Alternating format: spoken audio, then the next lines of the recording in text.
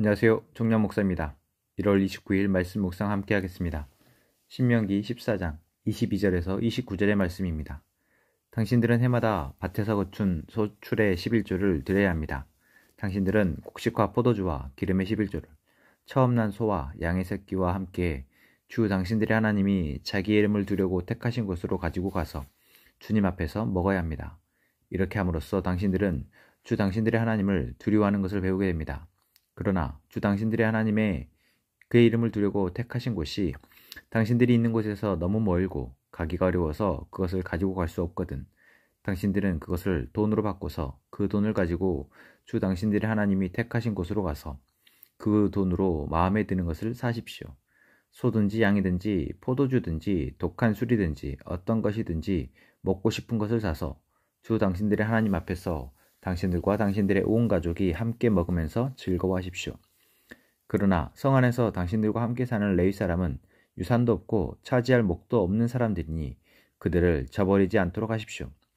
당신들은 매 3년 끝에 그 해에 난 소출의 11조를 다 모아서 성 안에 저장하여 두었다가 당신들이 사는 성 안에 유산도 없고 차지할 목도 없는 레위 사람이나 떠돌이나 고아와 과부들이 와서 배불리 먹게 하십시오.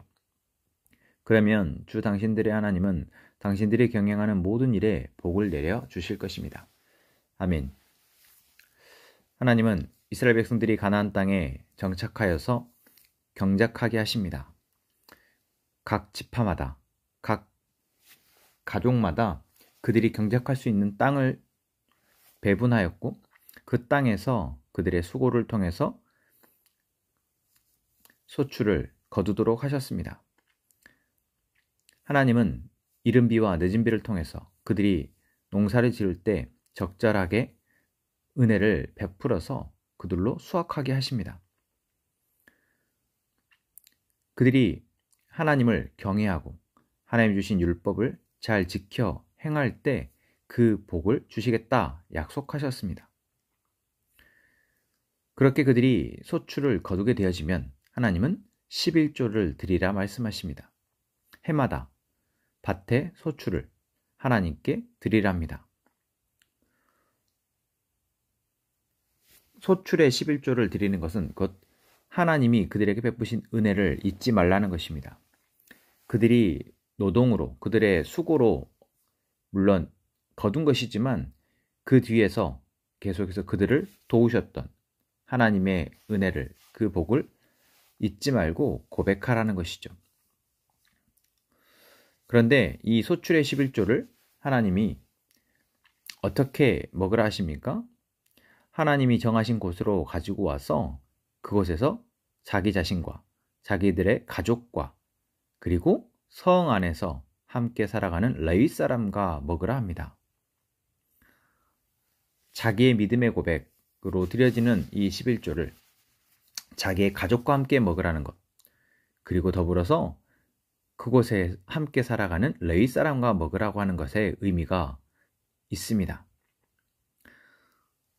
가나안 땅에 정착할 때 하나님은 레위 사람들을 각 지파의 성마다 나누어 거주하게 하셨습니다. 그들로 하여금 하나님의 율법을 가르치도록 하신 것입니다. 대신 그들에게는 경작할 땅을 주지 않으셨습니다. 다시 말하면 이들은 땅을 경작해서 거기에 나온 소출로 살아가는 것이 아니라 율법을 가르치는 백성, 그 백성들의 믿음의 고백을 통해 살아가라고 하신 것입니다. 자신들이 율법을 잘 가르쳐서 그 율법을 통해서 하나님을 경외함을 알고 삶을 살아가는 사람들에게 주시는 복, 그 복의 열매로 그들은 먹고 살도록 하신 것이죠.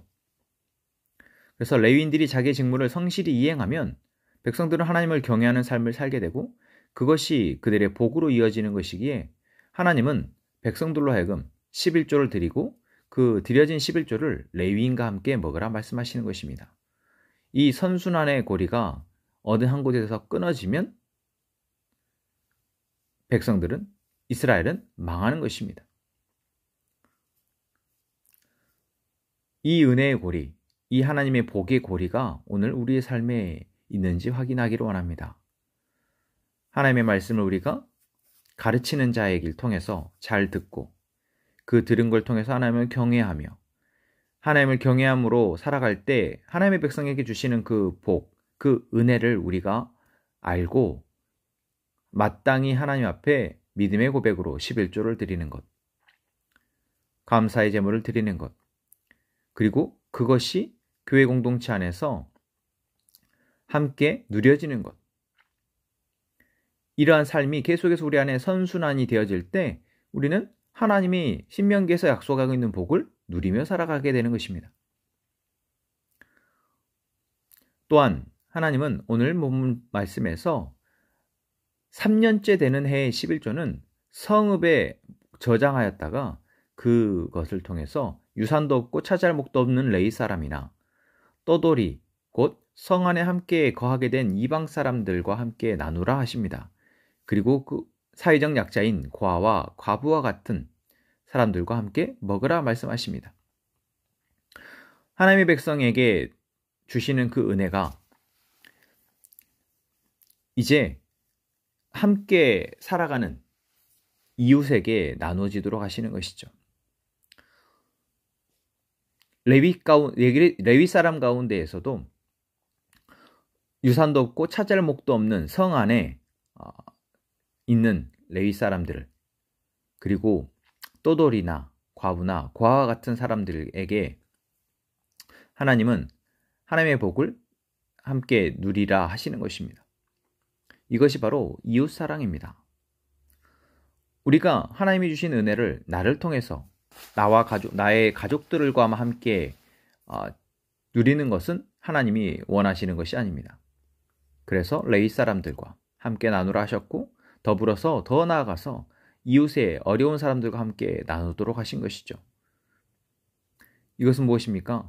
바로 하나님이 하나님의 율법을 통해서 하나님을 경외하도록, 하나님을 사랑하도록 하신 것, 그리고 그 사랑이 이웃을 사랑하는 데까지 나아가도록 하신 것, 율법의 규정이 잘 드러나게 하신 것입니다. 그래서 이 11조는 하나님의 율법이 말하는 하나님 사랑과 이웃 사랑을 잘 드러내는 규정인 것입니다. 그래서 11조를 잘 지키는 사람은 11조를 온전히 드린다라고 할 때 그것은 11조의 의미를 알고 내게 주신 것을 하나님의 것임을, 하나님이 주신 은혜임을 알고 고백하며, 더 나아가서 그것은 나와 함께 이 땅을 살아가게 하시는 사람들에게 하나님이 주시는 은혜임을 고백하여 나누도록 하신 것이죠. 그래서 온전한 11조를 드리는 사람에게 말라기서에서는 하나님이 쌓을 곳이 없도록 복을 주신다 말씀하시는 것입니다. 이 복의 선순환, 은혜의 선순환이 하나님의 백성들, 하나님을 경외함으로 오늘을 살아가는 우리에게 있기를 소망합니다. 오늘 우리에게 주신 모든 것은 하나님의 은혜임을 고백하며 하나님 앞에 구별하여 드리는 삶, 그리고 또한 그것으로 교회 공동체와 함께 즐거워하고 그것이 우리 옆에 있는 이웃에게까지 흘러가 함께 행복한 삶을 살아갈 수 있는 이 복의 선순환이 우리에게 있기를 소망합니다.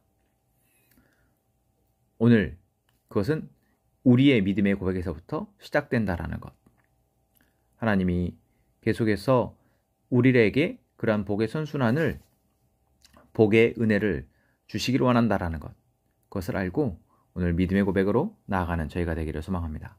기도하겠습니다. 하나님, 오늘도 우리가 하나님의 은혜로 살아감을 고백합니다. 이 고백이 우리의 물질의 드림을 통해서 주신 은혜를 우리 마음대로 쓰지 않는 훈련이 되게 하여 주시고, 드려진 것이 교회 공동체 안에서 하나님의 뜻에 합당하게 사용될 수 있도록 주님 인도하여 주옵소서. 그래야 우리 안에 믿음의 이 선순환이, 복의 선순환이, 은혜의 선순환이 계속해서 이루어져 우리가 하나님 앞에 기쁨으로, 감사함으로 예배하며 살아가게 하여 주옵소서. 오늘 우리의 삶을 주님께 맡겨드리며 예수님의 이름으로 기도합니다. 아멘.